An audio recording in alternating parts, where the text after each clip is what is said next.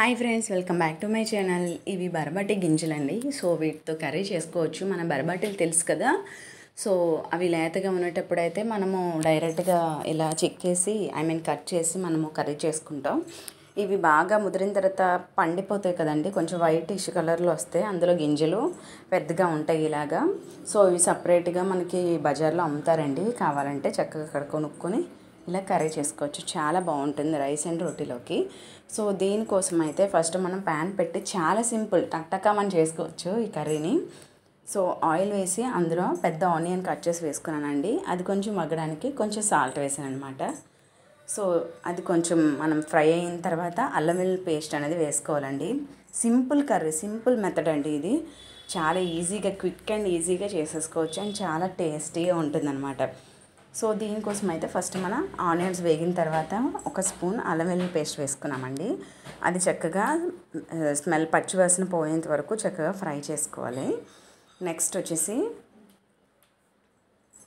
Tomato కూడా ఒకటి cut చేసి పక్కన పెట్టుకున్నానండి. సో నెక్స్ట్ ఇందులో ఒక హాఫ్ టేబుల్ స్పూన్ పసుపు వేసుకున్నానండి.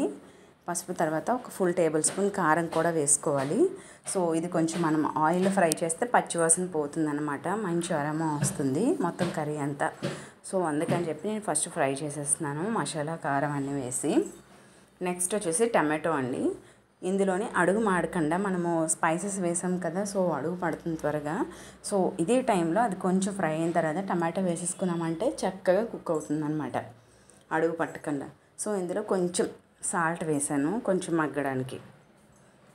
నెక్స్ట్ ఇది కొంచెం మగ్గడానికి ఒకసారి మూత పెట్టేద్దామండి. టమాటాస్ వేసాం కదా, తర్వాత ఒకసారి కలిపేసుకొని మనము బరబాటి గింజలు ఉన్నాయి కదా, సో అవి వేసేసుకోవాలన్నమాట. ఇవి పచ్చివేనండి. సో నేనేం బాయిల్ ఏం చేయలేదు, చక్కగా త్వరగానే ఉడికిపోతుంది. ఇవి ఎండబెట్టినవి అయితే మనము నానబెట్టుకోవాలి. ఓవర్ నైట్ నానబెట్టి ఒకసారి ఒక 3 or 5 విజిల్స్కి అలా కుక్కర్ పెట్టేసిన తర్వాత అప్పుడు కర్రీ చేయాలి. కానీ ఇవాళ లేవండి, డైరెక్ట్గా మనము బీన్స్ నుంచి తీస్తే ఎంత ఫ్రెష్ ఉంటాయో అంత ఫ్రెష్గా ఉన్నాయన్నమాట. సో ఇవేం బాయిల్ చేయాల్సిన పనే లేదు. అందుకని చెప్పి నేను డైరెక్ట్గా వాష్ చేసి వేసేసాను, క్లీన్ చేసేసుకొని వేసేసాను అనమాట. ఇప్పుడు మనం గరం మసాలా వేసుకోవాలండి. ఎంటీఆర్ గరం మసాలా వచ్చింది, చాలా బాగుంది అసలు. ఫ్లేవర్ అయితే నాకు బాగా నచ్చింది. కర్రీస్, వెజ్ కర్రీస్లోకి అయితే మంచి టేస్ట్ వచ్చేస్తుంది.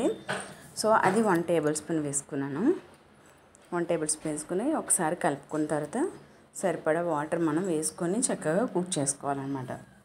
మీకు గ్రేవీకి తగ్గట్టుగా వాటర్ వేసుకొని మనము కుక్ చేసుకోవచ్చు అండి. నేనైతే కొంచెం దగ్గరగా కుక్ చేస్తున్నాను.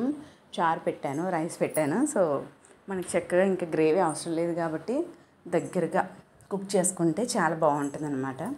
అట్ ద సేమ్ టైం చపాతీస్లో కూడా చాలా బాగుంటుందండి, సైడ్ డిష్ కింద బాగుంటుంది.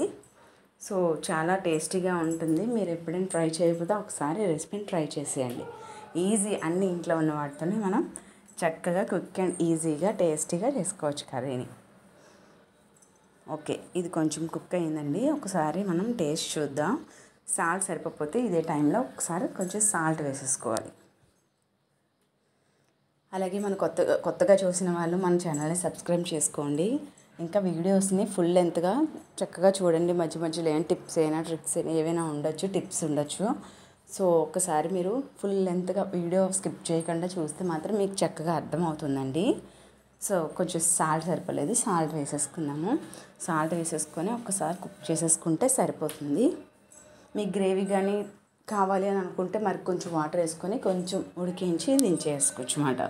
నేనైతే కొంచెం దగ్గరగా కుక్ చేసుకోవాలనుకుంటున్నాను కాబట్టి దగ్గరగా నేను వాటర్ అంతా ఎగిరించేస్తాను అంతేనండి. ఒకసారి మూత పెట్టేసుకుంటే సరిపోతుంది. ఈ వీడియో కనుక మీకు నచ్చినట్లయితే లైక్ చేయండి, షేర్ చేయండి, సబ్స్క్రైబ్ చేసుకోవడం మాత్రం మర్చిపోవద్దు. ఓకే, కర్రీ రెడీ అయిపోయిందని మాటల్లోనే రెడీ అయిపోయింది కదా, చూసారా? చక్కగా cook and easy and tasty curry, బరబాటి గింజల curry. Thank you for watching. Bye bye.